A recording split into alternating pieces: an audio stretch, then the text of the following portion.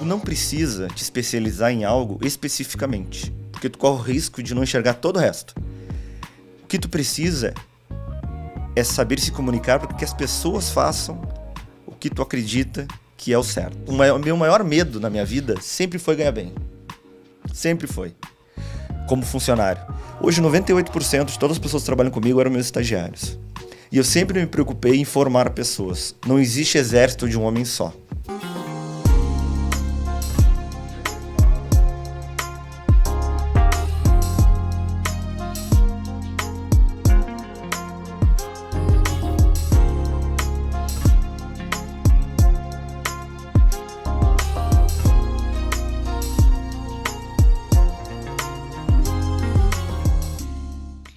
Fala aí, empreendedor, fala aí, empreendedora, fala aí, sonhador e sonhadora. Está começando mais um EmpreendaCast e eu prometi para você nessa temporada que a gente vai trazer todos os temas. Mas tem um tema que ele é importantíssimo, tanto para a sua gestão aí, para o que você cuida, que é o dinheiro. E onde buscar dinheiro, como conseguir dinheiro, tudo isso com um pouco de história aqui de tudo que esse cara vem empreendendo. A cada caminhada dele, oportunidades, construções. Desde os 7 aos 14 anos ali, ele tinha o bichinho do empreendedorismo, passou por 15 anos numa companhia e de fato agora empreende em todos os ramos que vão acontecendo, mas principalmente envolvendo o crédito, o dinheiro no caminho. Naquela câmera ali, diga quem é você e o que você faz. Prazer, sou o Richard Salari, sou um vendedor. Principalmente sou um vendedor. E a partir disso vai acontecendo o resto. Somos todos vendedores quando empreendedores, né? Exatamente isso. Cara, você disse que começa a sua história com 7 anos de idade, lá em Guaíba, no Rio Grande do Sul. Isto. O meu pai, ele sempre teve uma cabeça também muito empreendedora, né? Mas ele sempre foi funcionário. Ele sempre teve medo de empreender, mas ele empreendia nas horas vagas. E ele tinha um caminhão. E com 7 anos de idade, eu, nas folgas dele, ajudava a fazer as mudanças. Aí eu já ganhava um dinheirinho ali. E por muito tempo, eu trabalhei com ele nessa função. Com 12 anos, a gente começou com um pequeno bazar e aí a gente teve a ideia de montar uma padaria. Essa padaria, ela começou a ter problemas com mão de obra. Porque as pessoas iam lá, os padeiros iam lá e não ficavam, sumiam. E não avisavam que não iam. E aí, um certo dia, eu falei para minha mãe e para o meu pai, olha, eu sei fazer esse pão aí que ele fazia, porque eu vi ele fazendo. Aí meu pai falou para mim, não, tu sabe? Eu acho que eu sei. Tá, então faz o seguinte, eu vou te desenhar aqui uma fórmula, porque quando você faz pão, você tem que saber a temperatura que tá, ambiente, quanto de gramagem lá de fermento você vai colocar, quantas horas você quer que esse pão esteja pronto, qual horário, no horário de amanhã, por exemplo, esteja pronto. E tem toda uma química ali para fazer isso acontecer. Aí meu pai fez um cálculo, depois eu mentalizei aquele cálculo, que colocando aquela quantidade de fermento, eu acertaria exatamente o ponto, o horário que poderia colocar aquele pão no forno. Aqui se chama, em São Paulo, pão francês, eu acho, né? Uhum. Lá no Rio Grande do Sul é cacetinho. Cacetinho. E aí comecei a fazer e deu certo. Né? Aí aprendi a fazer várias coisas, broa de milho, cuca, sonho, várias coisas. E a gente começou a ter problema, porque a gente abriu um açouguezinho junto, e começou a ter problema no açougue, porque acontecia a mesma coisa. O açougueiro ia um dia, no outro dia desaparecia e não avisava. Cheguei para minha mãe e falei, eu acho que eu sei descarnar esse bicho. Ela falou, acho que tu sabe? Eu acho que eu sei. Eu olhava ele fazer, e aí ela falou, não, então vamos eu e tu ali, vamos fazer. Aí eu também fazia isso. Mas dos 12 aos 16 anos, eu era padeiro, né? Então, o que eu fazia? Eu acordava às 5 horas da manhã, fazia pão até às 7 horas. Às 7 horas, eu ia para a escola. Ao meio-dia, retornava, fazia pão até às 4 horas. Isso antes de iniciar com 15 anos na fábrica. E aí, depois, fazia pão até às 4 horas, saía um pouquinho, voltava às 19, fazia pão até às 11 horas para o outro dia de manhã. Depois, com 15 anos, eu comecei a trabalhar numa fábrica de celulose. Na época, ela era a Aracruz, um nome bem conhecido na época. Depois ela teve um problema em 2008. E aí o meu turno mudou um pouquinho lá na padaria. Porque aí à tarde eu ficava na fábrica, eu era jovem aprendiz. Então, quando eu chegava da fábrica às 18 horas, fazia pão até a meia-noite. E todos os dias fazia o tal do pão. Com 18 anos... Dupla jornada. Dupla jornada. Com 18 anos, 17 para 18, que eu realmente fiquei só na fábrica, né? E aí com 15 anos, quando eu começo na fábrica, eu comecei como um jovem aprendiz que literalmente era varrer o chão, organizar as coisas no almoxerifado, limpar os equipamentos que tinha graxa, as ferramentas que tinha graxa.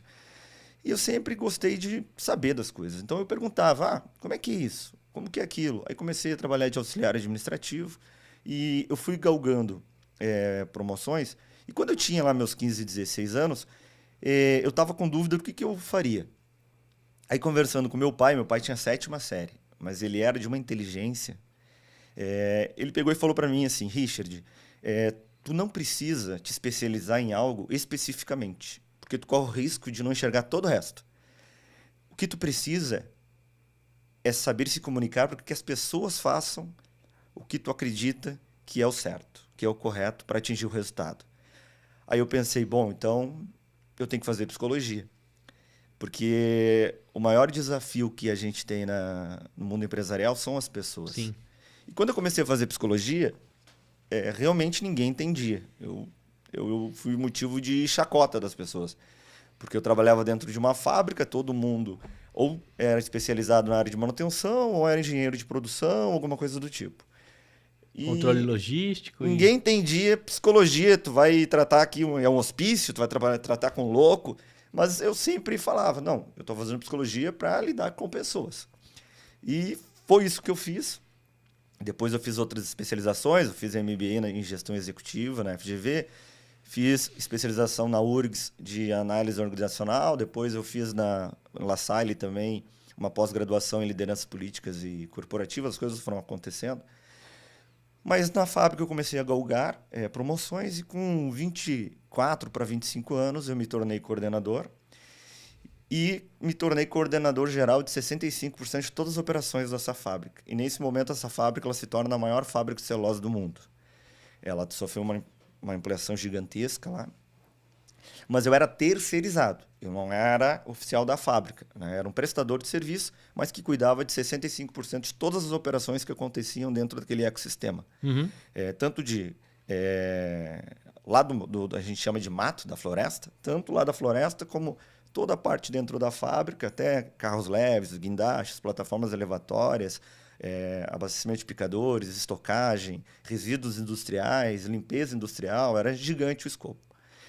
Só que sempre aquela coisa de empreender ficava dentro de mim. Eu era um intraempreendedor, que falam, né? Que eu encarava como se fosse minha empresa, buscava os melhores resultados, mas a empresa não era minha. E o que fazia com que eu não me tornasse um empreendedor é o que move todo mundo. O malvado do medo. Quando eu descobri que o medo não mata, fudeu. Porque até então o medo me matava. Aí você ficou valente. Aí eu fiquei valente. Mas para que eu perdesse o medo do medo, eu tive que tomar um chute na bunda. Porque senão eu ia ficar a vida toda trabalhando para alguém. E esse é um mal que muita gente tem.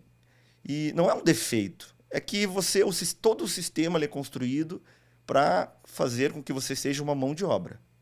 Uma mão de obra trabalhadora. Ele não te ensina a empreender. Sim. Você rompe o status quo quando Somente você assume esse executar. risco. É só executar. O próprio pensamento é feito para que você só execute o que é esperado.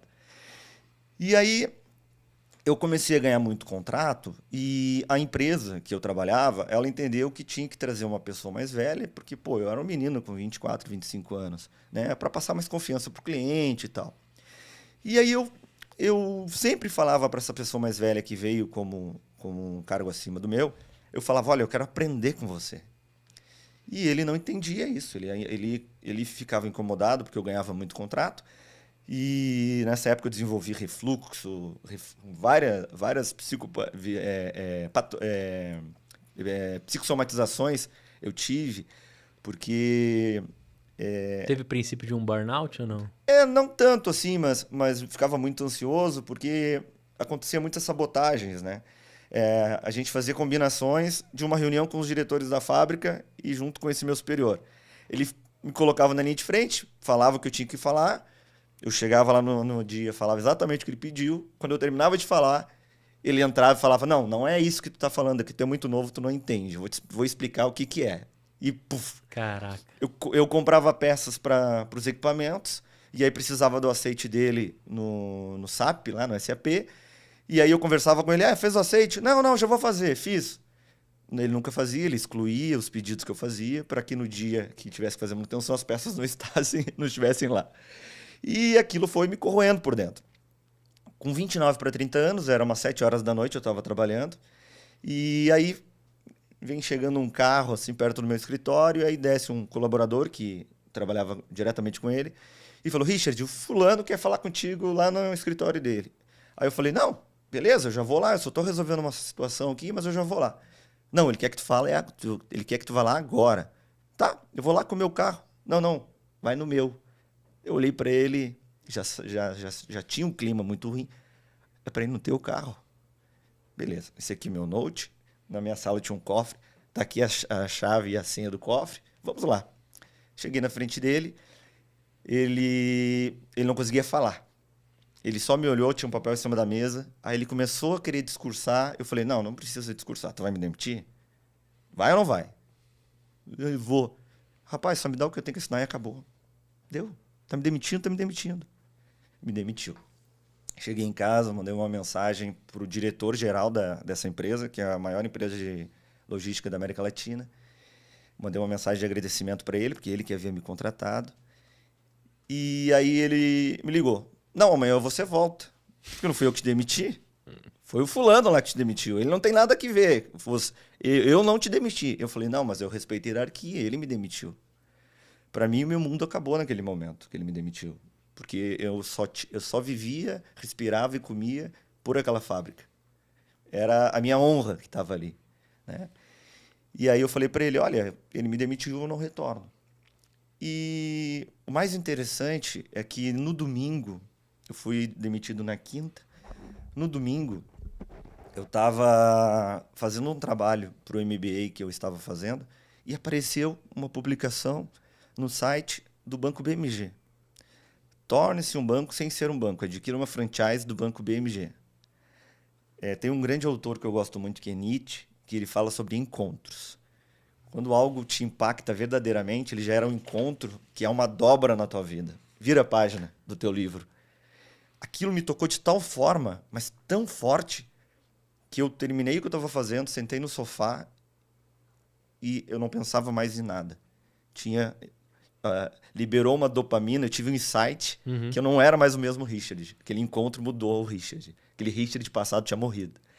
E aí, na quinta-feira, eu tomei aquela coragem, né? Com um chute na bunda, eu tomei a coragem de empreender. Porque senão, provavelmente, esse encontro ele teria durado alguns dias e depois ele tinha colocado ele num quartinho escuro e não tinha mais feito nada. Porque eu estava com esse vamos dizer que é um costume que a gente adquire, que vira um hábito, de ter muitas ideias e não colocar nada em prática. Né? Porque o meu maior Gaveta medo... cheia de ideias. O meu maior medo na minha vida sempre foi ganhar bem. Sempre foi. Como funcionário. Porque quando você ganha bem, você tem muito a perder. Porque você melhora de carro, você melhora de casa, você compra o que você gostaria, você come onde você gostaria. Quando você não tem nada, você não tem nada a perder. Então é muito melhor. E cada vez que eu ganhava algum contrato e aumentava o meu salário, ao invés de eu ficar feliz, eu ficava preocupado. Porque cada vez eu vou me prender mais aqui dentro. Porque isso aqui é sedutor e vai fazer com que eu crie mais outra dívida para botar esse dinheiro. Vai me amarrar. Vai me amarrar. E aí na quinta-feira ele me demitiu. E aí, como eu já estava muito fresca essa ideia do crédito, e não fui eu que busquei o crédito, foi o crédito que me encontrou. Né? O crédito consignado.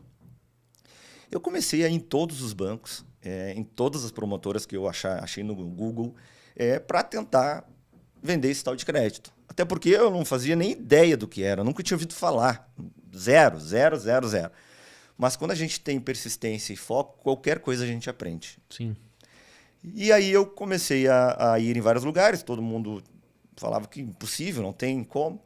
E aí tem uma financeira, que agora se tornou banco, inclusive, lá do Rio Grande do Sul, que eu fui lá e eu conversei com eles, eles falaram: pô, legal que você quer aprender sobre esse mercado, mas assim, a gente não tem braço para ensinar, não tem o que fazer. Mas vou ficar com o teu contato e tal. Bom, eu fui para casa, aí eu fiquei pensando de noite. Eu acho que eu não consegui fazer com que eles me ajudassem porque eu não fui chato. Porque o chato sempre tem prioridade. Eu vou fazer o seguinte, eu vou ser inoportuno, eu vou lá, vou sentar na recepção e eu não vou sair enquanto alguém não me ajudar. Foi o que eu fiz. Cheguei lá, era umas 9 horas da manhã, e fiquei até às 6 horas da tarde sentado. Até tem não sei se eu posso falar os nomes dos gerentes. Pode, né? pode. O Otávio, ele até hoje trabalha lá nesse banco.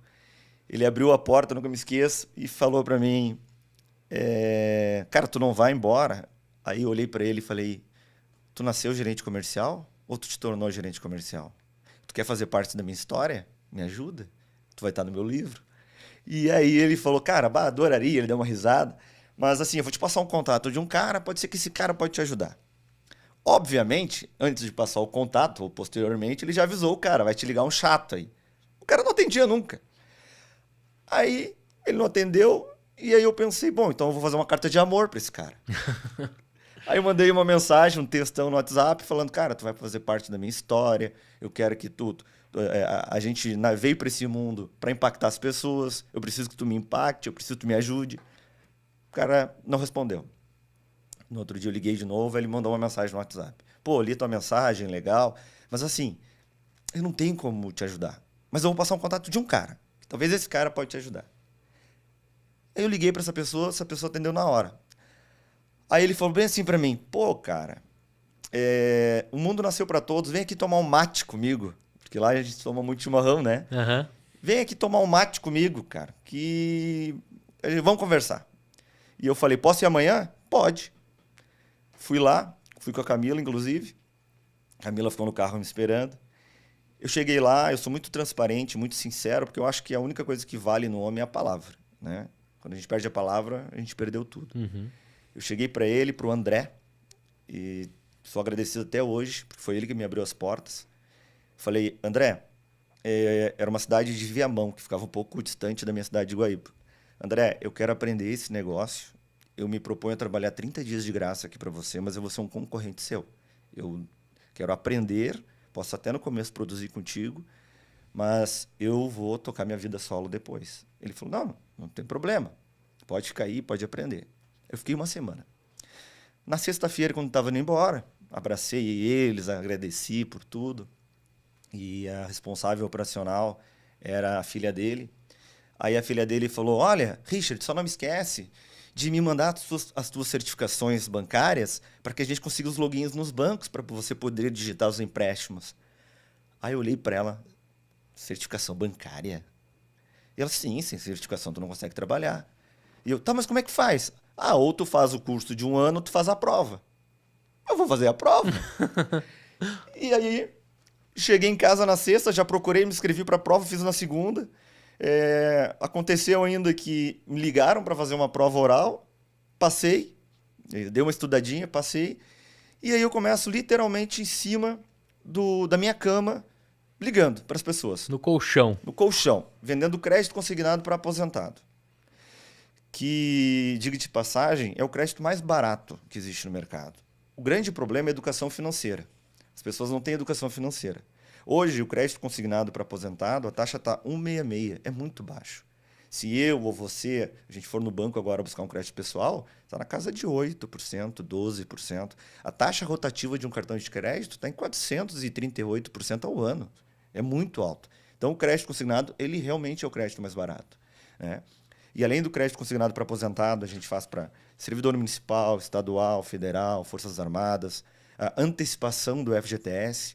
O dinheiro está lá parado, é um direito da pessoa, o dinheiro dela. A gente consegue antecipar esse valor para valor presente, e em 5 minutos cai na conta dela. E aí eu comecei ligando de casa, e na terceira ligação eu falei com uma cliente chamada Dona Cleia, minha cliente até hoje. Uhum. R$1.200. Liguei para ela, ela falou, eu quero.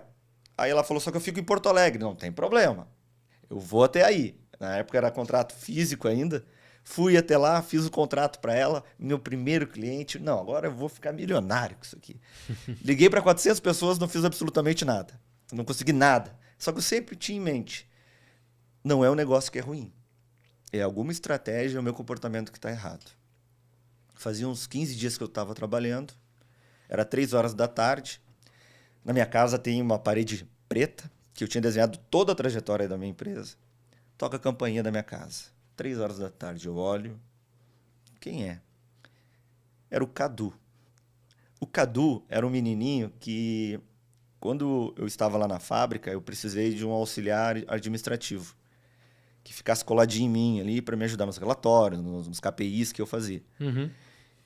E aí o Cadu, quando eu entrevistei ele, o setor do RH me passou ele trouxe o currículo dele e as experiências profissionais que ele colocou no currículo eram as cadeiras da faculdade que ele estava fazendo. E eu era professor na época de universidade. E eu dava aula de administração. Muito embora eu fosse psicólogo, mas eu tinha todo uma caixa de ferramentas completa para administração. Eu moí ele, cara. Porque daí eu pedi para ele me explicar cada título que ele colocou ali daquelas cadeiras e ele colou as placas. Ele já não conseguia mais falar. Só que eu vi que ele tinha algo que era verdadeiro. Ele tinha uma luz. Aí eu falei para ele, Cadu, tu faz o seguinte. Carlos Eduardo, tu vai embora e amanhã, nesse mesmo horário, eu vou te esperar aqui e aí tu traz quem tu é de verdade. E ele, não, tá bom. No outro dia ele volta com uma folha em branco com o nome dele, que eu sei é isso aqui. Daí eu falei, cara, tu tá contratado? Olha a verdade Sim. dele e a pureza, né? Eu falei, cara, tá contratado. E aí ele entrou comigo, foi se esforçando. Quando eu ganhei um contrato de frota leve, que é veículo, com 140 carros, eu dei para ele o contrato. Ó, tu vai ser o gestor dessa frota, tu vai cuidar. Beleza. Tocou a campainha, abri a porta, Cadu. E aí, como é que tá? Opa, a primeira pergunta que eu fiz para ele, o que tu tá fazendo aqui 3 horas da tarde? Tu tinha que estar trabalhando, cara. Daí ele falou, não, eu quero saber como é que tu tá, faz 15 dias que eu não te vejo. Eu tô bem, mas o que tu tá fazendo? Cara, tá vendo aquela parede ali? Ele tá minha empresa. Aí ele falou para mim, eu sou teu primeiro funcionário. E eu falei, cara, eu te agradeço, com certeza eu vou lembrar de ti, mas hoje eu não tenho nada. Tô na minha casa, não tenho nem dinheiro para te pagar, porque a rescisão que eu recebi da empresa, eu fiz um cálculo, quanto tempo eu duro vivo. Por 10 meses eu vou ter dinheiro para me sustentar. Então eu tenho aí 10 meses para resolver e entrar nos trilhos novamente a minha vida. E aí ele falou para mim, não, tu não tá entendendo. Se eu não for trabalhar contigo, eu não trabalho para mais ninguém. Eu pedi demissão hoje. E eu vou trabalhar para ti. Mas eu não tenho salário. Mas eu tô te pedindo salário? Tô dizendo que vou trabalhar para ti. Por 3 meses, se eu botasse dinheiro na conta dele, ele devolvia. Eu tinha que comprar um celular, uma caixinha de som, ir agradando ele de outra forma, porque ele não aceitava salário. E ele virou meu braço direito da operação. E aí a gente começa a trabalhar. De casa, e aí eu fico sabendo de uma sala comercial que tem para alugar no centro da minha cidade. E aí eu descobri quem era o proprietário, fui conversar com ele, e a sala estava bem ruim, né? E aí eu fiz uma proposta para esse proprietário, para que ele fizesse um aluguel mais acessível e eu reformasse a sala. E aí eu fiz alguns orçamentos e ficou caro os orçamentos. E aí eu pensei, bom, eu vou fazer. Cadu, tu fica na minha casa, ligando e prospectando cliente, que eu vou reformar essa sala aqui rapidinho, uma semana. E foi muito legal e interessante, porque os meus antigos funcionários da fábrica, eles passavam lá e eu estava lá de servente, sentando o piso, pintando. Aí começaram a falar e mandar mensagem, olha só o que o Richard se tornou, o Richard agora é servente de pedreiro. O pessoal passava lá da fábrica, até o rapaz que havia me demitido, passou lá umas 2 vezes, eu acho que aquilo lá era um orgasmo para ele, ver, olha aqui que se tornou, sabe?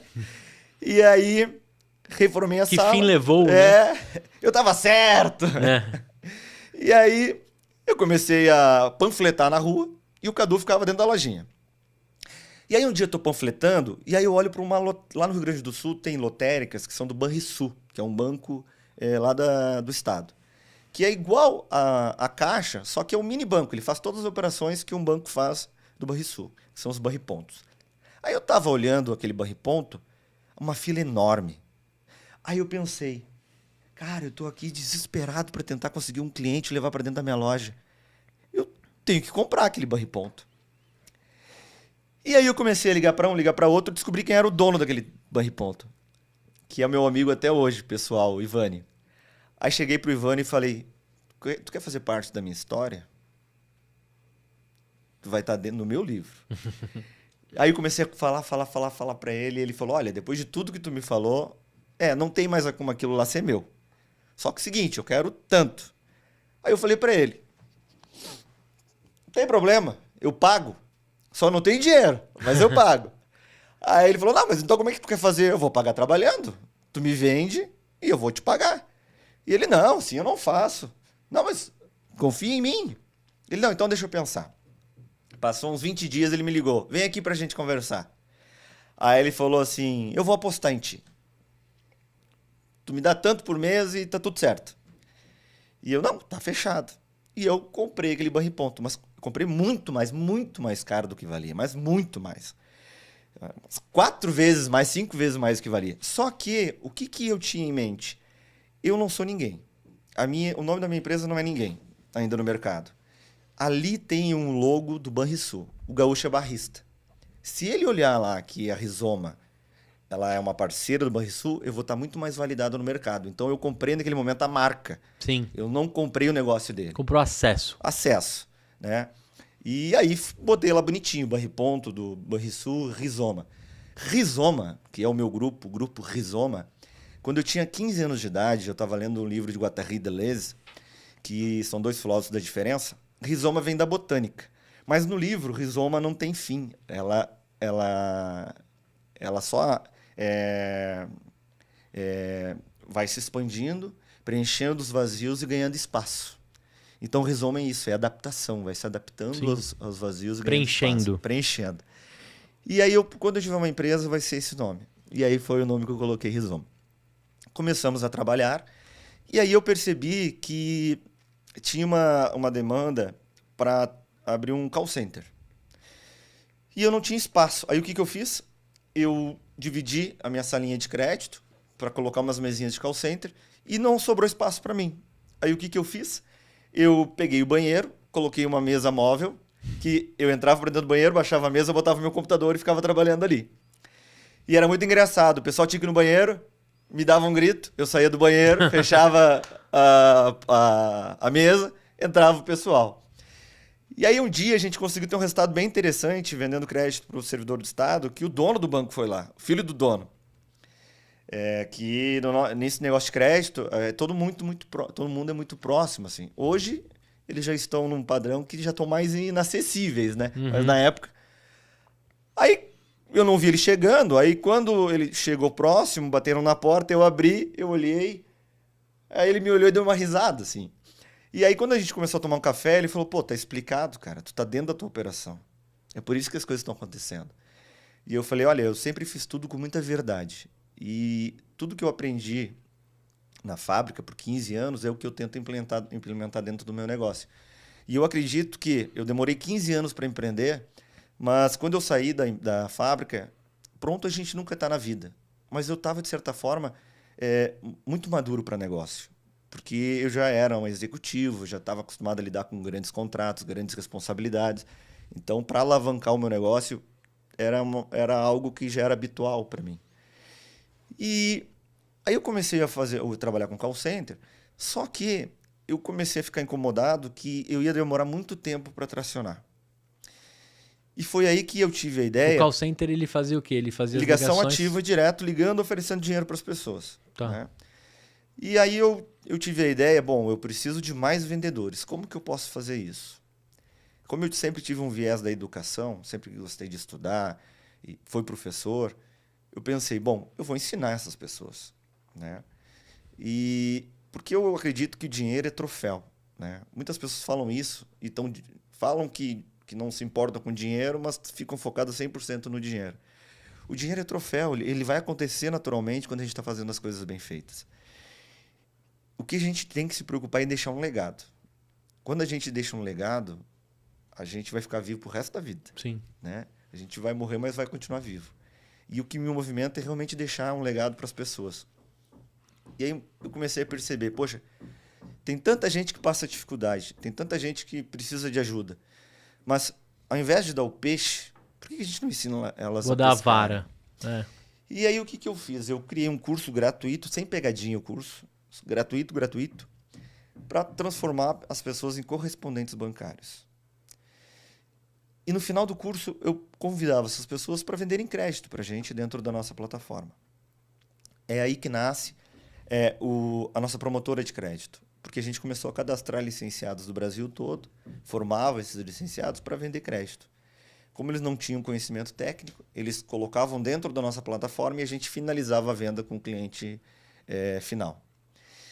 E foi maturando e começou a ganhar um corpo muito grande esse modelo de negócio. E, inclusive, agora a gente está entrando com um modelo de franquia que a gente esperou um período aí de 6 anos para que a gente dominasse bem o negócio para abrir para franquia, porque a gente fez um estudo de mercado e todas as franquias que existem hoje atuando no Brasil, elas estão muito mais preocupadas em ganhar taxa de franquia, de montar um layout para a loja de crédito, ensinar uma metodologia, como que se vende ali com 3 vendedores e acabou. E aí te vendem uma fantasia que você vai ganhar muito dinheiro com aquele modelo de negócio. Você vai sobreviver com aquele modelo de negócio. Sim. Você não vai ganhar muito dinheiro. Você vai comprar um cargo. Né? Agora, no modelo de negócio que a gente executa, que é o que a gente passa para o nosso franqueado, esse ele vai ganhar dinheiro de verdade. Por quê? Porque o modelo de distribuição de venda é igual ao modelo que a Natura, que o Boticário, que a Avon utiliza. Ele vai ter a loja física, mas ele vai ter os seus vendedores externos que aumentam a capacidade gigantesca de venda deles através desses vendedores. Se ele está numa cidade e em toda a cidade dele existem lojas de créditos e bancos, se a gente juntar os vendedores, deve ter 30, 40 vendedores na cidade. Ele tem capacidade de ter 100, 200, 300, 400 vendedores externos nas cidades autônomos, como renda extra. Quem tem mais capacidade de venda?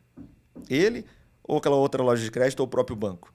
Hoje, mais de 70% do crédito consignado no Brasil não está dentro de agência mais, está nos correspondentes bancários. Né? Eles que escoam o crédito no Brasil.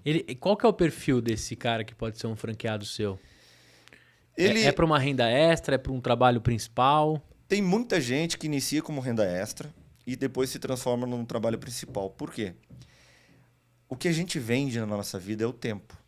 As pessoas acordam às 6 horas da manhã, pegam metrô, ônibus, chegam no trabalho às 8 horas, às 18 horas vão embora, fazem o mesmo trajeto de volta. Elas vendem 14, 16 horas do dia delas, do tempo delas, por R$ 1.400, R$ 1.500, R$ 2.000.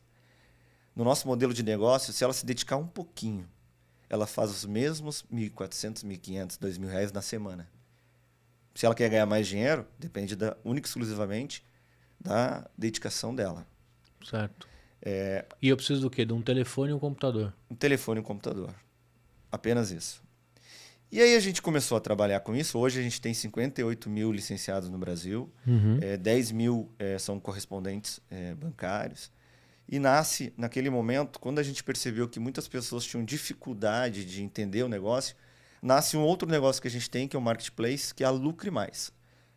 Para quem desejar pesquisar, é RZM Lucre Mais. É um Marketplace com links de autocontratação. Ela só tem que pegar o link, divulgar aquele produto específico, e aí quem aderir aquele produto através do link dela, ela vai ganhar uma comissão. Né? Todo mundo pode se cadastrar e é gratuito.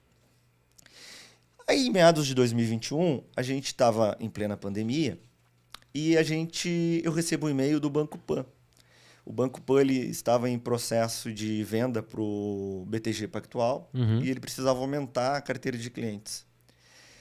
E ele informava no e-mail que cada cliente novo, eles disponibilizaram um link, cada cliente novo que ingressasse através daquele link, eles pagariam um valor de CPA, de comissão.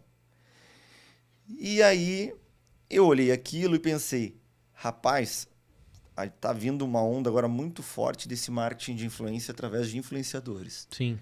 E se eu contratar uns desejo por bancos digitais, né? Fazer umas parcerias e esses influenciadores ganharem por conversão comigo? Liguei para Camila, a minha esposa, ela já era diretora de marketing da empresa, e ela falou, não, deixa que eu vou correr atrás aqui, comprou a ideia. E aí a gente começou a cadastrar influencers e estourou. A gente tinha influencers que ganhavam 30, 40, 50, 60 mil reais com conta digital. Estourou assim. E a minha empresa era muito nova, tinha 3 anos. E aí a gente fez a campanha, e aí o pessoal do banco me chamou e falou, Richard, como que você está fazendo para ter esses resultados? Porque você é pequeno, né? Você não é uma grande promotora de crédito que tem parceiros em todo o país. Aí eu falei, olha, eu estou usando uma estratégia que são os influenciadores. E eles, poxa, legal. Olha só, a gente está comprando o Buscapé. E a gente queria fazer um remarketing do Buscapé. Tu topa buscar influenciadores para que a gente faça uma ação na Black Friday? E eu falei, claro que eu topo. Só que tem um detalhe, a gente consegue pagar daqui a 90 dias. Aí eu falei, não tem problema, eu me viro. E nesse momento nasce a minha outra empresa, que é a Rizoma Influencers, que faz toda a curadoria para os influencers hoje. Todos voltados para crédito. Não, todos os segmentos. Todos os segmentos, mas nasce no crédito. Nasce no crédito. E aí, nessa campanha, a gente contrata 180 influencers e rodou a campanha, foi muito legal. Depois disso, a gente fez BMG, fez PicPay. Atualmente, a gente faz as campanhas do PagBank, né? E é muito legal. A gente tem várias empresas de emagrecimento, empresas de estética, agências de viagens, porque a gente começou a se especializar em entender a demanda daquela empresa. Através da demanda dela, apresenta, vai no mercado, olha os influencers que tem, que fazem sentido, fazem fit com a marca, analisa as métricas daquele influencer e apresenta para a empresa. A empresa aceitando, a gente contrata o influencer, faz todo o trabalho de curadoria, construção de briefing, monitoramento até o momento da publicação e depois entrega de resultados. Rastreamento também desses resultados. E a gente realmente se preocupa em dar uma consultoria para a empresa, porque muitas vezes um influencer de 1 milhão de seguidores ele não vai te entregar o mesmo resultado de um influencer de 100 mil seguidores. Porque um nano-influencer, muitas vezes ele consegue falar muito mais direto com o público dele do que um influencer que tem 1 milhão, 1 milhão e meio, 2 milhões de seguidores. Tudo depende de qual estratégia e o que a empresa está precisando. Uhum. Então a Rizoma Influencers ele é muito preocupada em realmente buscar entregar um produto de excelência para os nossos parceiros de negócios. E aí a gente começou a trabalhar e nesse momento a gente já estava com as lojas de crédito, estava rodando a promotora de crédito, tinha a Lucre Mais que estava rodando, tinha a Rizoma Influencers, o Banriponto ele estava rodando também. E a gente passou por vários desafios ao longo desse tempo, por isso que eu sempre procurei não colocar todos os ovos numa cesta só, né? Teve momentos que a gente passou, como agora o crédito, ele está no momento desafiador, mas ele é cíclico. Daqui a um pouco ele vai voltar com toda a força de novo. Mas a gente tem outros negócios que paralelamente vem acontecendo, que faz com que a empresa continue crescendo. Que momento é esse do crédito que você está contando do seu mercado? Ano passado, a gente sofreu muito com o crédito. O crédito já vem desacelerando desde 2022, assim, segundo semestre de 2022. Ele vem ficando mais difícil. No ano de 2023, a gente teve algumas condutas do governo, porque o crédito está muito voltado com questões políticas, infelizmente, né? Uhum. E em março e abril do ano passado, foi tomadas decisões erradas pelo governo, que o próprio governo ele verificou que essas decisões foram erradas e ele voltou atrás depois. Só que isso gerou um prejuízo gigantesco. Em março e abril de 2023, não se vendeu crédito no Brasil, porque o governo tomou uma decisão errada, na qual ele baixou a taxa de juros abaixo da taxa Selic, que não gerava spread para os bancos. Inclusive, Caixa Econômica Federal e Banco do Brasil parou de emprestar dinheiro, porque não fechava a conta. E a partir disso, pegava dinheiro 800. um transatlântico. O crédito é um transatlântico. Para a gente ter uma ideia, hoje nós temos 44 milhões de aposentados num país de 205 milhões de habitantes. Nesses 44 milhões, todo mês, de 100 a 110 mil novos aposentados ingressam no INSS. A gente tem apenas 37 milhões de pessoas com carteira assinada. A gente tem um público de quase 30 milhões que é servidor municipal, estadual, federal, das Forças Armadas. Então, é um universo muito grande que a gente consegue atuar e o crédito ele é um motor propulsor de várias outras economias, né? E aí, junto disso, a gente sempre teve esse viés de buscar vários negócios, porque a gente sempre pensou em ecossistema. E aí eu percebi que tinha uma demanda que a gente podia trabalhar, que era o seguro. E então eu me especializei e a gente abriu uma corretora de seguros voltada em vida e previdência. e também disponibilizando para os nossos influencers trabalharem por conversão e lá na nossa plataforma da Lucre Mais, produtos de autocontratação de seguro e planos odontológicos, né? Com parceria com as principais seguradoras do país. Logo depois, a gente começou com uma parceria com escritórios de advocacia, na qual eu me tornei sócio de alguns, no Rio Grande do Sul, Balneário Camboriú, agora aqui em Jundiaí, São Paulo, que a gente começou a perceber que existia demandas para militar a favor das pessoas, né? Em algumas demandas específicas que a gente percebia que as pessoas estavam, de certa forma, desassistidas e que a gente podia auxiliar. Também a gente está ingressando agora com incorporação no ramo imobiliário e aluguéis. Inclusive, a gente está trabalhando muito forte agora com a questão de steel frame. Não consigo entender como que o Brasil evolui, o mundo já está muito à frente nessa questão de construção civil, porque o Brasil ele não evolui desde 1960, a gente vive na década de 60, quando a gente fala de construção artesanal ainda. Nos Estados Unidos, 86% de todas as construções do país são em steel frame. O que é o steel frame, para quem não conhece, que está ouvindo a gente? O steel frame, existe 4 modelos, né? Nos Estados Unidos, por uma questão cultural, é muito utilizado o wood frame, que ao invés de utilizar o ferro, utiliza madeira. Mas esse é o único detalhe, porque é uma questão cultural dos Estados Unidos. Aqui no Brasil, a gente utiliza o steel frame, que é toda a estrutura de aço. Uma casa, para você ter uma ideia, de 48 metros quadrados, você constrói em 15 dias, o que você levaria 6, 7 meses numa construção tradicional. O steel frame a estrutura é metálica e você faz o revestimento em gesso. Placa cimentícia, tem toda uma tecnologia específica. A temperatura da casa ela é melhor, a resistência é melhor, a durabilidade é muito melhor. Existe o light frame, que é a mesma estrutura do steel frame, mas uma estrutura com uma espessura um pouco menor, que é para uma casa simples. E steel frame no Brasil, você pode construir um prédio de até 4 andares. E as paredes internas são de drywall, né? E o drywall é utilizado para fazer aquelas paredes rápidas que você constrói. Para você ter uma ideia, no Chile, teve um desastre muito grande no Chile e as casas eram de alvenaria. E aí o governo do Chile começou a perceber que as únicas casas que ficaram em pé foram as casas de steel frame. O que aconteceu? Hoje no Chile é proibido construir em alvenaria. Só pode ser construído em steel frame, porque a resistência é muito maior. E a gente teve agora esse evento lá no Rio Grande do Sul, que eu não moro mais no Rio Grande do Sul, eu moro em Itajaí, que é do coladinho em Balneário Camboriú, mas eu tenho um carinho enorme com o Rio Grande do Sul, tenho negócio lá, minha sede administrativa e operacional fica lá, e as cidades lá estão devastadas, e a gente entende que é o momento de uma reconstrução do Estado. E o steel frame vai ajudar muito lá nessa reconstrução, porque é uma construção rápida, obra limpa. O steel frame, para você ter uma ideia, por metro quadrado se gasta lá em torno de 500 litros de água na alvenaria. No steel frame são 5 litros. É muita diferença, né? A obra é extremamente limpa, respeita o meio ambiente, agride muito menos o meio ambiente que uma obra tradicional de alvenaria. E acredito que já não é nem o futuro. Existem muitas obras acontecendo no Brasil hoje em steel frame. Em próprio Balneário Camboriú, aqueles prédios gigantescos que tem lá. Hoje... A fundação continua sendo como antigamente, ou não? De prédios acima de 4 andares, a fundação é em concreto e dentro tudo de drywall, que é o steel frame, né? Mais prédios até 4 andares, possivelmente pode ser construído de steel frame.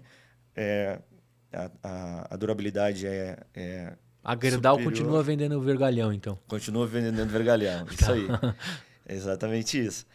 Mas basicamente é isso, assim, a nossa história sempre foi pautada, como eu sempre fui multissetor dentro da minha empresa, dentro lá quando eu trabalhava de funcionário... Mas isso você foi farejando e entrando por oportunidade ou por necessidade? Ou por distribuir mesmo? Já era uma coisa na sua cabeça, distribuir as cestas? Assim, eu sou movido a desafios.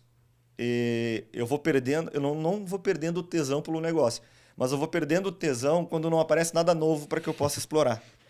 Então, eu não faço por dinheiro. O dinheiro é consequência. Eu faço porque aquilo me gera adrenalina, aquilo me gera uma satisfação. Eu me sinto vivo. Porque eu acredito que quando a gente está colocando a cabeça para trabalhar e conhecendo e aprendendo e explorando novas coisas, a gente se sente tão bem com a gente mesmo e a gente não tem tempo de pensar em outra coisa a não ser em coisas boas.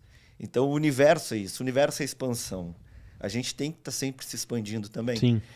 Então, é natural, acontece ao natural comigo. Se eu estou conversando com alguém e eu vejo que o que ele está falando faz sentido, eu já quero entender sobre aquele mercado e daqui a um pouco eu já sou sócio dele. Né? Não tenho vaidade nenhuma. Eu acredito que a maior riqueza que a gente pode ter é a humildade, mas não humildade falada, é humildade praticada. Porque quanto mais humilde você é, mais aberto ao mundo você é. Sim. Muitas pessoas falam que são humildes, mas começam a ouvir o que o outro tem para falar, colocam uma parede na frente e começa o julgamento. É a teoria do dedo, aponta o dedo, não, mas o que ele está falando não tem nada a ver. Rapaz, fica aberto e ouve. Aí depois você seleciona o que faz sentido, o que não faz sentido, mas ouve de coração aberto. Minha mãe já dizia, você tem 2 ouvidos e uma boca só. Eu sempre falo isso. Né? Não é à toa que você tem 2 ouvidos e uma boca, é para você ouvir mais e falar menos. Então eu sempre fui movido única e exclusivamente por isso, por desafios. Eu gosto disso. Algum desses negócios se tornaram maior que o seu negócio principal ou não?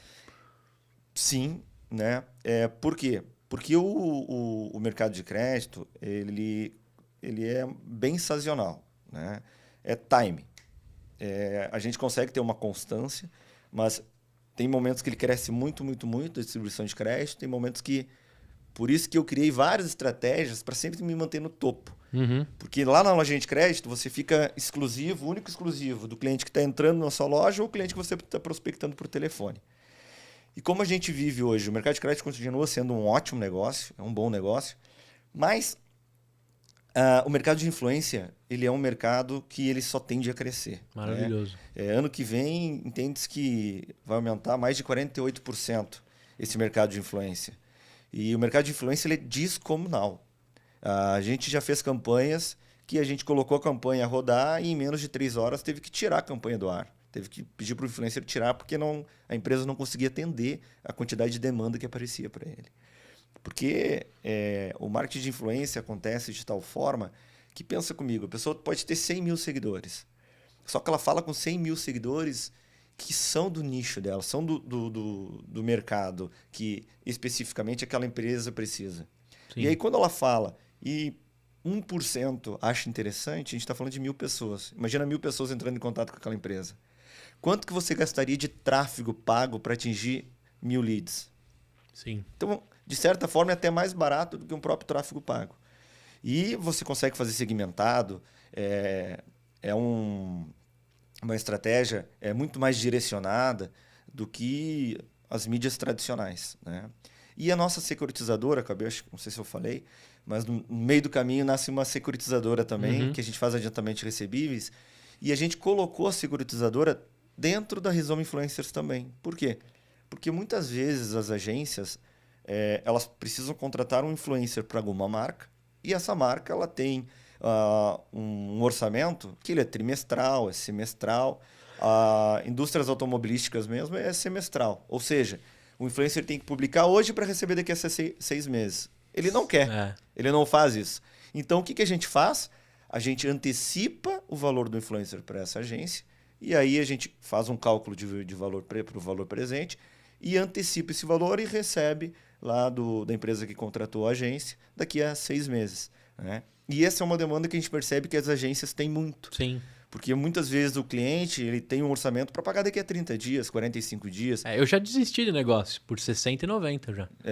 Não dava como influencer, né? Como empresa a gente tem que entrar num game de algumas caixa, coisas. Né? Sim. Você tem que ter como rodar o teu caixa. Sim. Então a gente faz essas antecipações e é um diferencial que a gente oferta não só para o nosso negócio direto influencer, junto aos nossos clientes e empresas, como para agências que também contratam influencers para outras empresas. Saquei.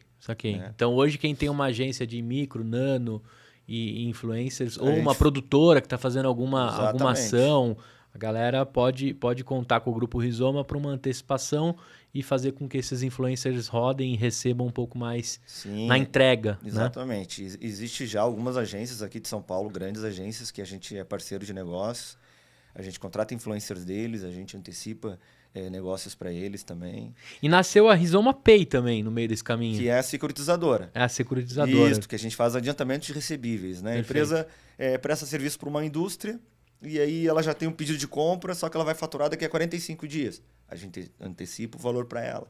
A empresa trabalha para algum órgão que ela precisa colocar o dinheiro na frente para depois receber. A gente vai lá e faz o adiantamento de Agora, recebível. Richard, como é que você divide a sua atenção entre tantos negócios e como é que você faz os pratinhos rodarem para não cair?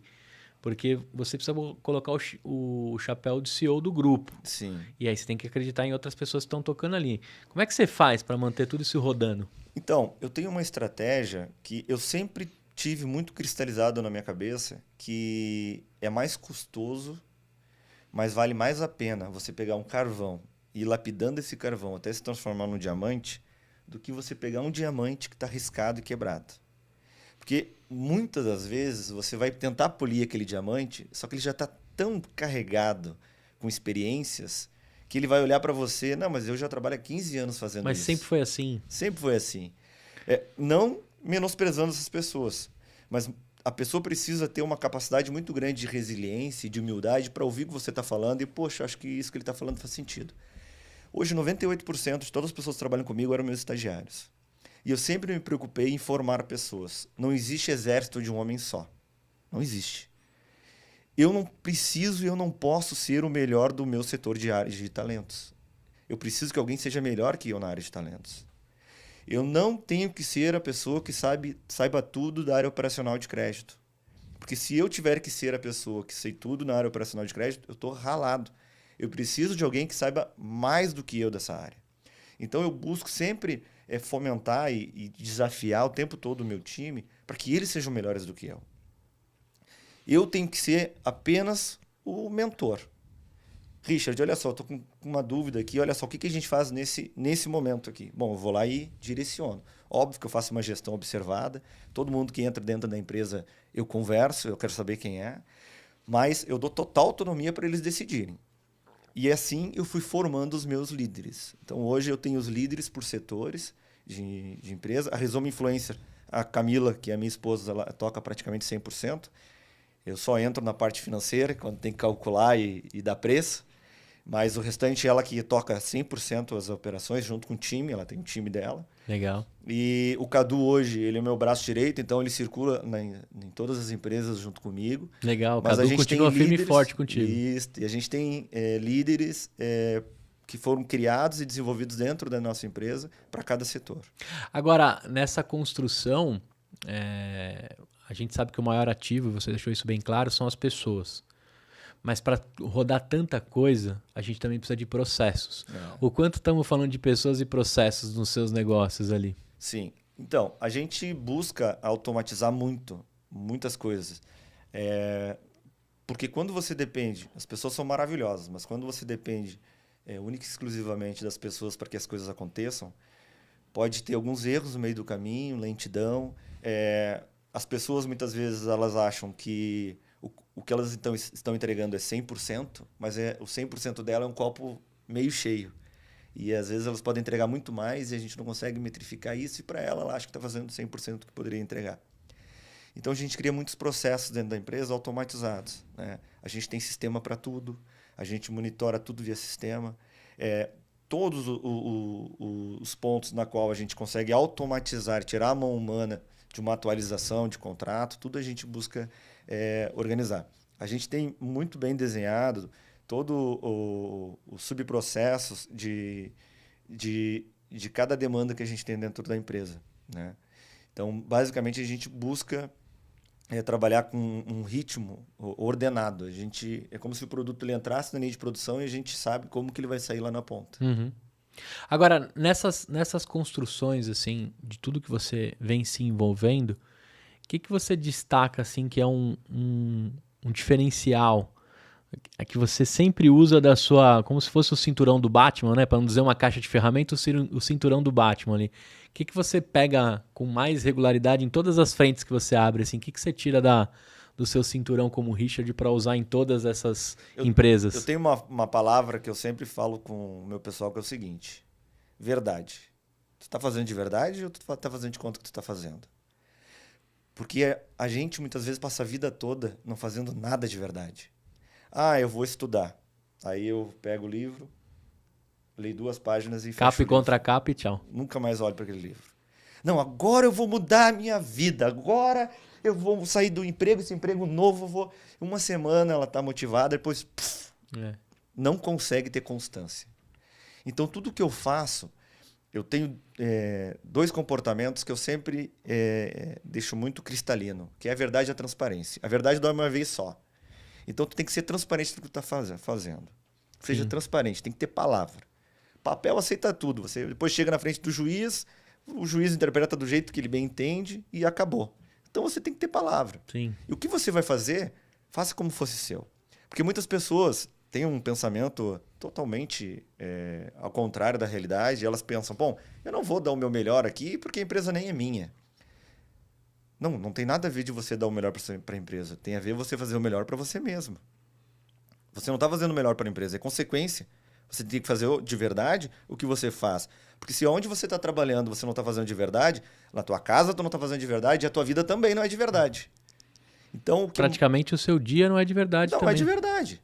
E a gente fica... as pessoas caem num looping que elas vivem a vida toda de forma artificial. Por isso que as redes sociais são tão impactantes. Porque as pessoas elas ficam o tempo todo se contaminando com uma ideia futura de vida, que elas não vão alcançar aquela ideia futura. Aí gera depressão, aí gera ansiedade. Aí o que acontece? Aí a gente se lota de aditos, de drogadição, alcoolismo, remédios controlados, porque acontece que existe uma projeção de vida que a pessoa não consegue alcançar e ela acredita que aquilo é o mundo perfeito. Quando termina, apaga as luzes, aquelas pessoas têm os mesmos problemas que você. Eu Às sempre vezes digo, se você apertar aqui e ficar vermelho, é todo mundo igual, é todo mundo ser humano. Sim. O que você precisa fazer, inclusive tem o Nietzsche, que eu já falei, ele aqui, eu sou um grande leitor dele, ele fala que ninguém é merecedor daquilo que eu não sou feliz com o que eu já tenho. Ou seja, é amor fati, amor pelo que se tem. Se você não ama o que você já tem, não tem como você ter mais nada, que é a gratidão. Ah, mas eu só tenho isso. Pois é, mas talvez a tua casa que você tem apertadinha, que você mora lá amontoado, você é muito mais feliz do que aquela pessoa que mora numa casa bem grande. Uhum. A questão é quanto de gratidão você tem pelo que você conquistou. E muitas vezes a gente não tem gratidão por nada, não dá valor para nada, porque a gente não está fazendo nada de verdade. Sim. A gente é um tubo, as coisas chegam para nós, passam pela gente e vão embora. Chega para nós, passa pela gente e vai embora. Agora, você tocou num assunto, você como um gaúcho tradicional, né? Nascido e criado no Rio Grande do Sul. A gente está aqui gravando em primeira semana de junho. Parte do que aconteceu no Rio Grande do Sul, as águas começaram a secar e começou a aparecer a devastação que aconteceu, né? O que você tem de retrato lá do Rio Grande do Sul? O que você viu? Porque boa parte das pessoas que agora não tinham tudo e agora não tem nada vão precisar contar com as suas verdades e com algumas ajudas e com algumas reconstruções, né? A gente torce para que tudo dê certo, mas que cenário que a gente está falando, cara? Bom, a primeira coisa que eu tenho que te falar é o seguinte: talvez muitas pessoas vão morrer sem conquistar as coisas de novo. Por quê? Eu acredito que uma família normal, tradicional, ela vai demorar 10, 15 anos para colocar os móveis dentro de casa de novo. Porque pensa comigo, a família, o orçamento sempre é apertado. Aí ele vai ter que comprar uma geladeira nova, ele vai parcelar aquela geladeira em 24 vezes. Quando ele terminar de parcelar aquela geladeira, ele vai comprar a cama. Aí ele vai comprar cama e roupeiro, ele vai pagar mais em 12 vezes. Aí depois ele tem que comprar TV, mais 12 vezes. Para ele montar a casa inteira, quanto tempo vai levar? Quando eu estava fazendo... 10 itens, 12 anos, né? Quando eu estava fazendo uma pós-graduação de lideranças políticas e organizacionais, eu tive o prazer do meu professor ser o secretário da Fazenda do Estado. Isso há 10 anos atrás. E ele falou uma coisa, rapaz, que me marcou demais. Ele falou que, na época, 80% de tudo que o Estado arrecadava, 80% era para pagar a folha salarial. Então o estado já estava extremamente inchado, Estrangulado. né? Estrangulado. Eu amo o meu estado, tenho as empresas lá, mas o meu estado ele já vem há muito tempo com muita dificuldade. Eu tive agora segunda e terça lá no Rio Grande do Sul, porque eu tenho vários funcionários que perderam tudo, absolutamente tudo, estavam em abrigos. E a cena é de guerra. Existe uma cidade do lado da Guaíba. Guaíba foi afetada em torno de 40%. Você anda no bairro que foi afetado, parece que veio uma bomba e caiu. Todas as ruas lotadas de entulho, muros destruídos, casas destruídas, carros virados de ponta cabeça. E uma cidade do lado, que é Eldorado do Sul, ela foi 100% evacuada. Os postos de saúde não existe nenhum. O posto de saúde de Eldorado do Sul está em um andar da prefeitura. As casas foram destruídas. Existem 2 bairros, eu estava conversando com o pessoal lá, que eles estão com um projeto de construir em outro lugar, porque não tem mais como construir naquele lugar. Não há terreno Existem suficiente. bairros que estão há 35 dias embaixo d'água. Tem lugares que ainda estão debaixo d'água? Estão embaixo d'água.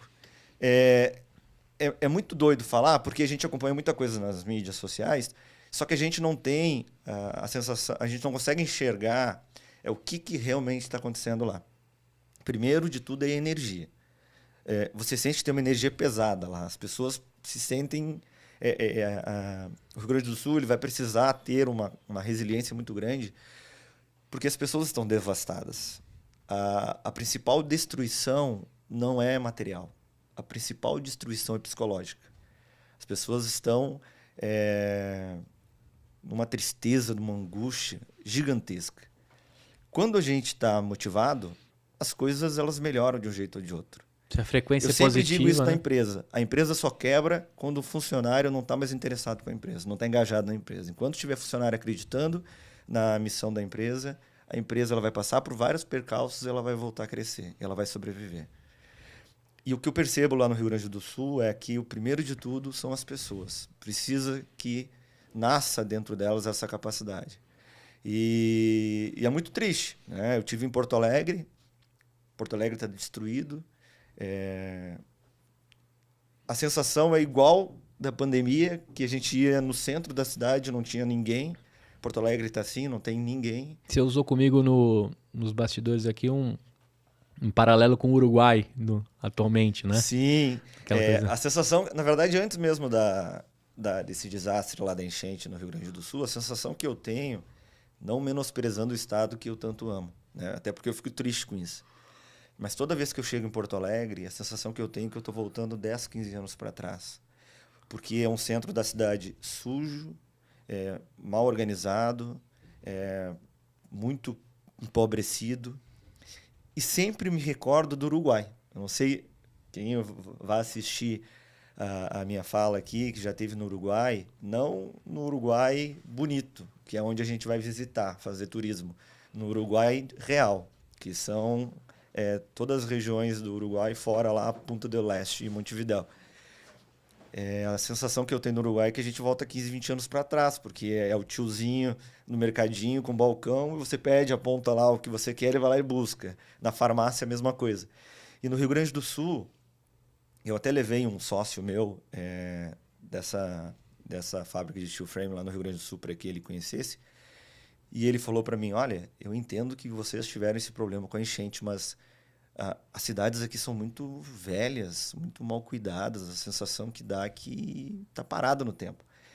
E realmente é isso, né? E todos os gaúchos que a gente conversa, é muito triste isso. Todos os gaúchos que você vai conversar, uma boa parte deles, a vontade é ir embora do Rio Grande do Sul. Tanto que a região de Santa Catarina é uma região que recebe muita migração de gaúchos, porque muitos gaúchos migram para Santa Catarina, Paraná, Mato Grosso do Sul, né? O Rio Grande do Sul ele vive o mesmo problema que o Brasil vive. Ele é muito grande de extensão, 60% da extensão do Rio Grande do Sul é agricultura, e a gente é muito pouco industrializado. A industrialização no Rio Grande do Sul, desde a década de 80, a gente não vê nada novo. Na própria cidade onde eu vivia, que era Guaíba, que tem essa fábrica de celulose, que não é mais a maior fábrica de celulose do mundo, mas é uma fábrica de referência no mundo. Uhum. Eu trabalhava na fábrica, tenho um carinho enorme pela fábrica, mas eu sempre tive um medo gigantesco da fábrica. Porque a fábrica para a cidade é igual, idêntico, o filho do pai rico. Né? O pai é rico, o filho talvez não seja, porque vai botar tudo fora que não aprendeu nada. A fábrica, direta e indiretamente, todo mundo trabalha para a fábrica. Ah, mas o borracheiro não trabalha para a fábrica. Mas quem é que conserta o pneu? Não é quem trabalha para a fábrica? Não, não é quem trabalha para a fábrica, é quem tem uma autopeças. A autopeças, ela fornece para quem as peças? E aí a minha cidade não se industrializou. A minha cidade não tem microindústrias, o comércio é focado nessas pessoas que prestam serviço para a fábrica. É uma cidade de 100 mil habitantes, que é uma cidade de 100 mil habitantes, que é uma cidade de dormitório, que qualquer coisa que as pessoas vão fazer, vão a Porto Alegre, que é 25 quilômetros dali. Ela não cresce economicamente, todo o dinheiro é rodado do mesmo provedor. Né? E isso é ruim, né? As prefeituras elas deveriam investir em industrializar, em se tornarem independentes. Né? Existem cidades no Rio Grande do Sul que a gente vai, que existem os bairros industriais que tem várias microindústrias ali funcionando e gerando muito emprego. Sim. E isso lá na minha cidade a gente não vê. Né? E o Rio Grande do Sul como um todo a gente não vê isso. Né? A gente não tem fábrica nova no Rio Grande do Sul. E como é que gera emprego para essa gente toda? E aí o apetite e a vontade de empreendedorismo é praticamente nulo nesses locais. Sim, e até interessante, porque eu falava lá com o pessoal lá da minha cidade de Guaíba, porque eu fiz há muitos anos atrás, só há quase 20 anos, o Empretec. Não sei se você já ouviu falar. Opa, eu sou empreteco, tamo junto. Fiz Empretec. Metodologia de 100 anos já. E aí, muito legal, recomendo fazer o Empretec. Foi um divisor de águas na minha vida. Foi. Todas as sujeirinhas que a gente bota embaixo do tapete, a gente vai lá e tira, né? E aí eu conheci algumas pessoas, eu fiz em Porto Alegre Empretec, mas depois comecei a conhecer algumas pessoas que eram decisores na prefeitura, assim, na questão de desenvolvimento empresarial. E eu comecei a falar para eles, eu não consigo entender esses encontros que vocês fazem para chamar pessoas para se tornarem empreendedores da cidade. Eu não consigo entender. Porque vocês fazem o seguinte, vocês chamam um diretor de uma fábrica para falar para essas pessoas. Que sentido faz para essas pessoas ouvirem um diretor da fábrica? Talvez eles não vão conseguir nem entender o que esse cara vai falar. Por que tu não traz o cara que faz docinho na casa dele e ele vive vendendo docinho? O cara faz pastel na casa dele e vive fazendo pastel. O cara que desenvolveu uma forma de que a plataforma de comida, o iFood, mudou a vida do cara. Que o cara, sei lá, faz meia, o cara faz... sei lá o que ele faz, mas é o cara que ele gera renda com aquilo. Porque as pessoas precisam ouvir pessoas que elas possam se identificar que está acessível para elas. Aí você leva um cara que vai falar de coisas que está inacessível. Tem que ser alguém que está mais próximo dela. A gente pega um exemplo desse pessoal que são ambulantes, trabalham na rua. Ah, mas o cara tá ali vendendo água na rua. Cara, aquele cara tá vendendo água na rua, muitas vezes ele tá ganhando mais que o médico. Sim. E ele tá vendendo água na rua. Por que eu não posso dar voz para esse cara, para esse empreendedor? Porque ele é um empreendedor. Uma vez eu ouvi de uma pessoa, ele falou assim para mim, você não é empresário. Empresário é aquele que tem uma fábrica com 1000 funcionários. A partir disso, tu não é empresário. Eu olhei para ele e eu pensei de coração, olhei dentro dos olhos dele e eu pensei assim, não tem o que eu fale para ele para convencer, ele é um tolo. Ele nunca passou a dor que uma pessoa que empreende passa. Sim. Então eu fiquei quieto, dei o silêncio para ele. Porque muitas vezes a melhor resposta é o silêncio. Se ele tivesse ideia o que é você ter que acordar de manhã sem ter salário e construir o teu salário todos os dias, de você assumir uma responsabilidade de no final do mês pagar o salário de alguém, e você teve o mês todo e você não conseguiu dinheiro suficiente para pagar o salário e o aluguel de alguém, ele jamais falaria isso. Existem muitas pessoas que têm esse preconceito, mas é um preconceito pela falta de capacidade de experimentar isso. Sim. De ter essa visão. Né? O empreendedor no Brasil, ele é um guerreiro. Sim. Ele é um maluco, ele é um doido, um louco. Ele tem o governo, que é o maior sócio dele, que ganha sobre o bruto e não faz absolutamente nada para ajudar. Só atrapalha o tempo todo. Sim. E mesmo assim ele não desiste. E nós, brasileiros, a gente tem essa capacidade muito forte, né? De não desistir, de lutar. A gente é um povo muito aguerrido. A questão é que a gente tem muitas políticas públicas que fazem com que as pessoas elas fiquem dependendo do governo e ensina totalmente errado. A gente tem um modelo cartesiano de escola que forma até hoje operários. Sim. Uma fila indiana, um atrás do outro, aprendendo, o professor fala e você escuta. Se você desafiar o professor, você é encaminhado para o SOI, porque você é aquela pessoa... ia para o SOI o tempo todo. Porque eu era aquela pessoa que ficava sentada na frente, o professor falava um negócio, não, mas eu não concordo com o que o senhor está falando. Aí ele, não, mas tu não tem que concordar, tá aqui no livro. Não, mas não é assim, eu acho que não é assim. Mas quem é tu? Tu tem 13, 14 anos, vai pro SOI. É revoltado. Não, eu só queria abrir uma discussão para que a gente... No Rio Grande do Sul, SOI, qual que é a tradução de SOI? SOI Aqui a gente fala diretoria, vai pra diretoria. Não, SOI era uma orientação educacional. Ia lá Entendi. tomar um cafezinho, chazinho com uma pedagoga e ela entender se eu tava com problema em casa, o que se eu tomava Vai dar uma espairada. Eu falava, não, eu não tenho problema em casa, eu não tomo remédio, só que eu gosto de dialogar, eu gosto de conversar, saber Sim. o que é isso. Porque isso é aprender. Eu nunca fui aquele aluno de estudar. Nunca fui. Eu sempre fui aquele aluno de ouvir o professor, Digerir. e gerar ali uma discussão com ele. Muitas vezes o pessoal me enxergava como chato, porque eu ficava com o professor dialogando, mas eu estava aprendendo. E sempre aquilo que eu busquei estudar, eu sempre fui muito pontual nos meus estudos. Bom, eu quero saber sobre isso aqui. Não, então tira toda a perfumaria. Eu quero saber exatamente isso aqui como é que é. Ah, então eu vou estudar e aprender sobre isso aqui. E basicamente é isso, né? Essa é a minha história. Nunca ganhei nada de ninguém, muito pelo contrário. Nunca esperei nada de ninguém também, porque a gente fica esperando que alguém nos ajude, que alguém vai fazer alguma coisa pela gente. Ninguém faz nada por ninguém. Essa é a grande verdade. Nessa construção dessa história até aqui, você tem algum perrengue que você destacaria assim, puta, aprendi com isso, não faço mais? O que você deixaria aqui de um perrengue que você sofreu na pele e não faria mais? Assim? Rapaz, são vários, né? O primeiro deles é gente. Você tem que tomar muito cuidado com quem você contrata.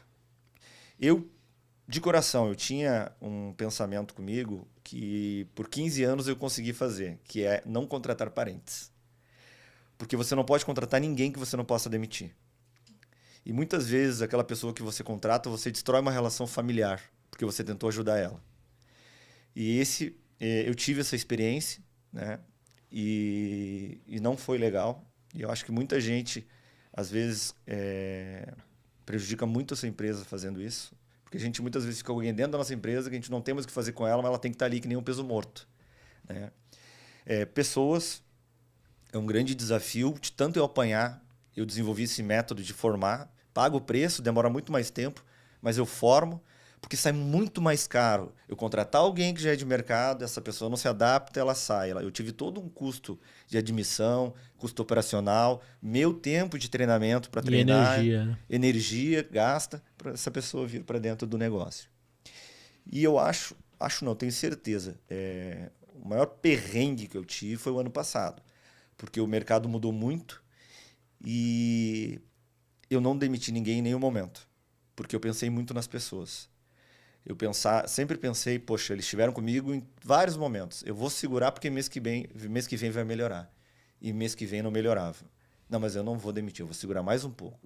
Próximo mês melhora. E o próximo mês não melhorava. E eu fiquei 12 meses segurando essas pessoas e eu senti no bolso o que aconteceu. Se eu tivesse tomado a decisão antes e não tivesse esperado tanto, se eu tivesse tomado uma decisão mais rápida, eu tinha colocado menos risco para dentro da minha empresa. E casualmente, muitas empresas, um exemplo é a própria Polyshopping agora, o João Apolinário, eu ouvi ele falando que ele sofreu do mesmo mal. Ele segurou por muito tempo as lojas abertas porque ele queria manter o emprego das pessoas. Acabou de enfiar 50 milhões e não adiantou. Porque assim, eu realmente não me apavoro assim, quando tem altos e baixos, porque o negócio é assim, o mercado é assim, né? Você às vezes tem que dar 10 passos para trás para daqui a um pouco você dar 100 para frente, faz parte do business. Só que você como o empreendedor que está lá segurando O Mush, você que está lá pilotando, está lá no trem, se você é o maquinista, você tem que saber o momento de frear e o momento de acelerar. E eu entendo que ano passado eu falhei muito nisso. Porque era o momento de eu aliviar já o meu peso e eu fui segurando as pessoas acreditando que ia melhorar. E a perspectiva de mercado cada vez piorava mais. E aí a gente fez toda uma reeducação de pessoas e, por incrível que pareça, a gente fez toda uma reeducação de contratação, uma reeducação de estrutura de time e os resultados continuaram o mesmo.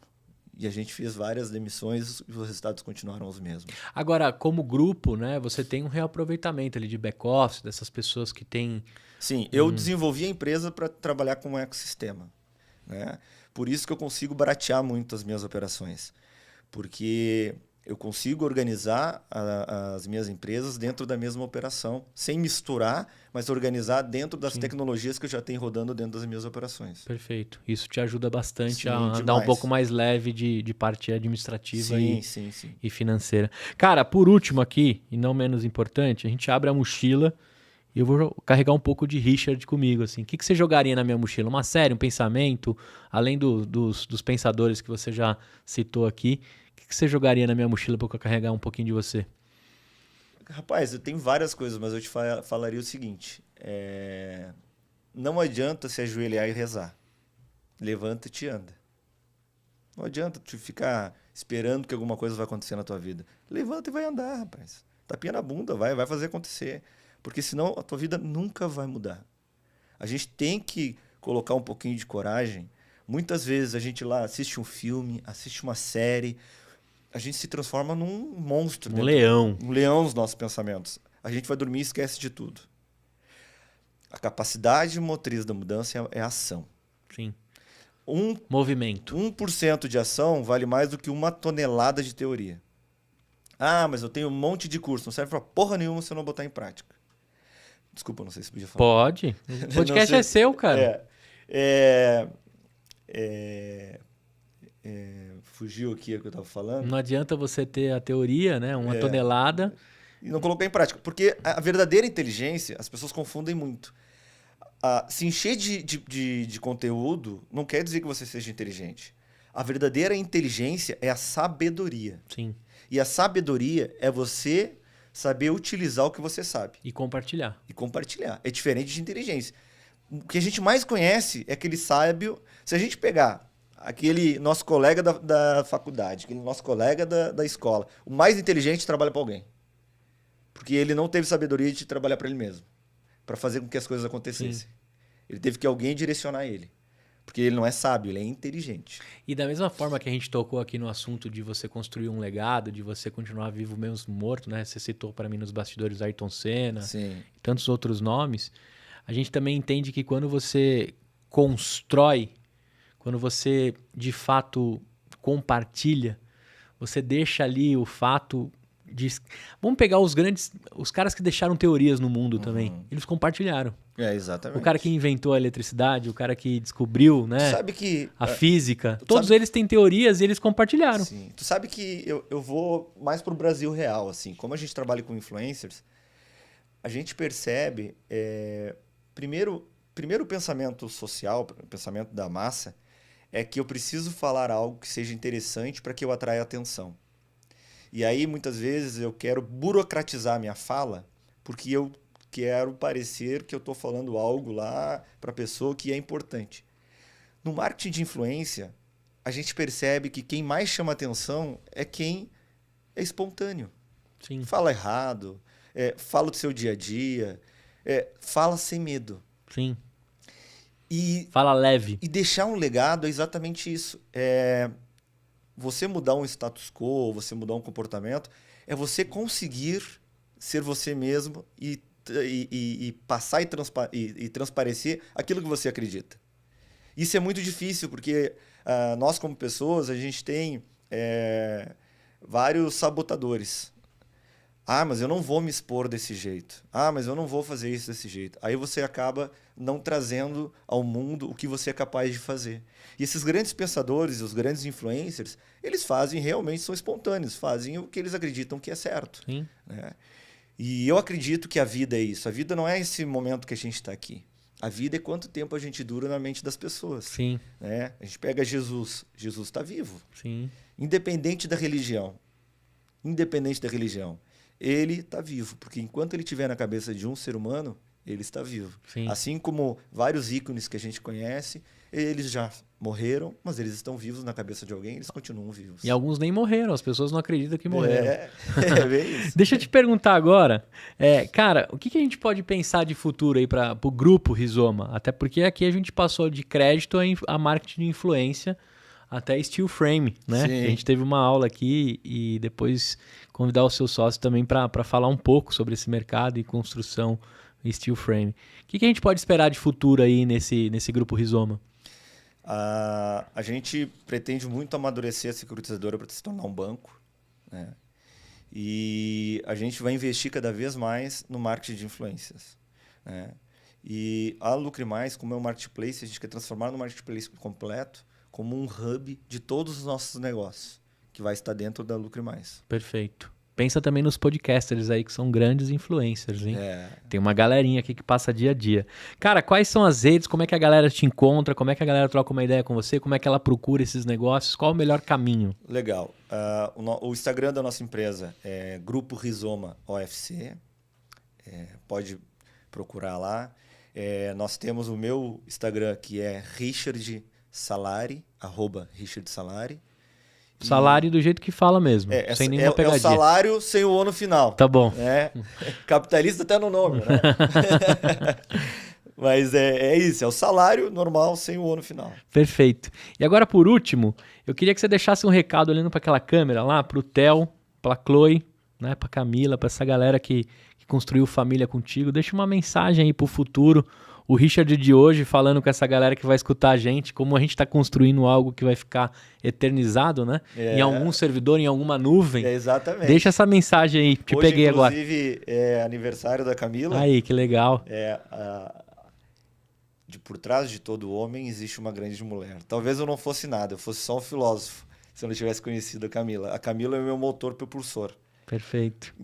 Ela é uma pessoa que tudo que eu propus na vida, eu sempre soube que ela ia me ajudar. Quando eu fiz psicologia, eu gostava de teatro, eu fui ator e diretor de teatro, e eu criei uma peça, fui roteirista e diretor de uma peça de teatro para os meus pacientes, e a Camila fez tudo. E eu nunca tive que pedir para ela fazer. Ela sempre foi aquela pessoa de estar do meu lado. Em todos os momentos que eu passei, eu sempre soube que, embora a gente tenha as nossas discussões, eu sempre soube que ela ia falar, não, a gente vai passar por isso. A gente está do teu lado, tô do teu lado. Então ela sempre foi minha âncora. Motriz. Ela sempre esteve do meu lado. E como isso é importante. Ela me deu as duas pessoas que eu mais amo na minha vida, que é a Chloe e o Theo, que é muito interessante, que a gente sempre teve o sonho de ter 2 filhos, um menino e uma menina, foi exatamente o que aconteceu.